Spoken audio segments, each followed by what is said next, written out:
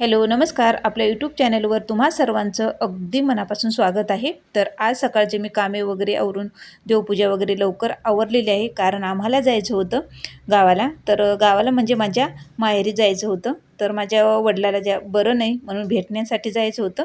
तसं तर आम्ही 8 दिवसाला भेटण्यासाठी जातो.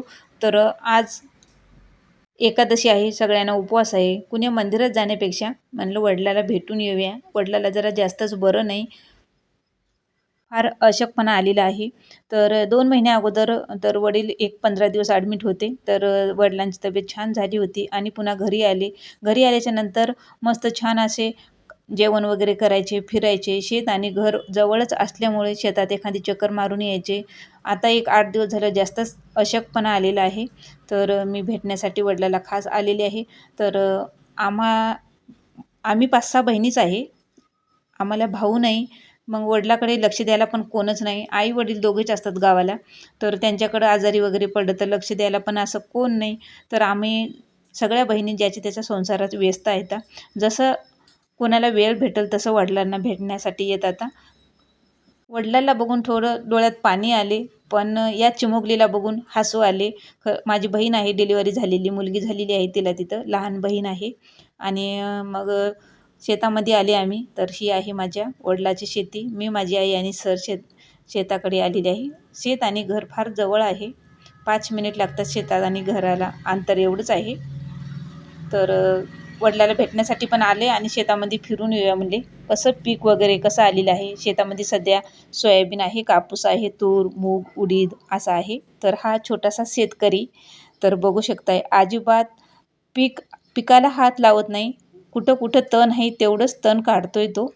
तर किती गुणवान असतात मुलं, त्यांना सगळं माहिती असते. 2 वर्षाचा मुलगा आहे. मी हे काढू का म्हणत होते, तर नको म्हणत होतं. ते पीक आहे, गवत काढायचं असतं. तो मला सांगत होता. खरंच मी त्याला असं मुद्दाम विचारत होते. आणि नंतर इकडं आले. हे पण माझ्या काकाचा मुलगा आहे. तर हे धामणं असतात आणि मला म्हणत होतं, "ताई धामणं पिकलेत, तुला काढून देते." तर हा वरती गेला आणि मी नको म्हणत होते. छोटंसं झाड आहे, पडशील.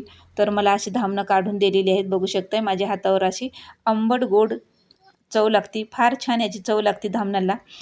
तर मी आंबाड्याची भाजी घेतलेली आहे. तिथं थोडीशी आंबाड्याची भाजी होती, तर मी घेतलेली आहे. आभाळ पण भरपूर आलेलं आहे. कधी पाऊस येईल काही सांगता येत नाही.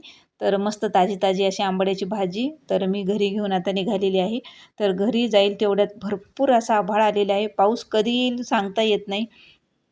खास करून वडिलांना भेटण्यासाठी आले होते. तर त्यांना काय हवंय, नकोय, सगळं काय पाहिजे, त्यांना आठवड्याला येऊन देऊन जात असते. तर पाऊस एवढा मोठा आला, की आम्हाला इथं बसावं लागलं. तर तर पूर्ण असा चिखल झालेला आहे. असं पावसाच्या अगोदरच आम्हाला घरी जायचं होतं, पण पावसानं काही जाऊ दिले नाही. थांबवलं शेतामध्ये. तर आम्ही बराच वेळ शेतामध्ये बसलेले आहेत. अर्ध्या तासाच्या वर शेतामध्ये बसल्याच्या नंतर पाऊस थोडासा असा कमी झालेला आहे. आणि बारीक रिमझिम पाऊस चालूच होता. तर आम्ही घरी आलेली आहे भिजत. आणि मग काय आल्या-आल्या घरी आल्या चहा घेतलेला आहे. मस्त असा आलं टाकून चहा बनवलेला आहे. आणि आम्हाला चहा घेऊन आणि गावाला जायचं आहे. इथून 30 किलोमीटरवर चहा घेतलेला आहे. मस्त चहा घेतल्याच्यानंतर इकडे आई भुईमुगाच्या शेंगा अशा हवेला टाकल्या होत्या. थोडंसं ती म्हणत होती बुरशी आल्यासारखं वाटते, तर हवेला इथं शेंगा टाकल्या होत्या. तर ही आहे माझी आई. काय पाऊस आल्यामुळे शेतातली कामं पण सगळे थांबले. मग सगळे आम्ही घरी आलो. चहा वगैरे घेतलेला आहे. आता आम्ही निघणार आहे आमच्या गावाला, म्हणजेच वसमतला. आई सांगत होती की शेंगा भाजून खा, शेंगा भाजून खा. पण नाही, वेळ नव्हता खायला आता. तर आम्हाला लगेच निघायचं आहे. चला तर मग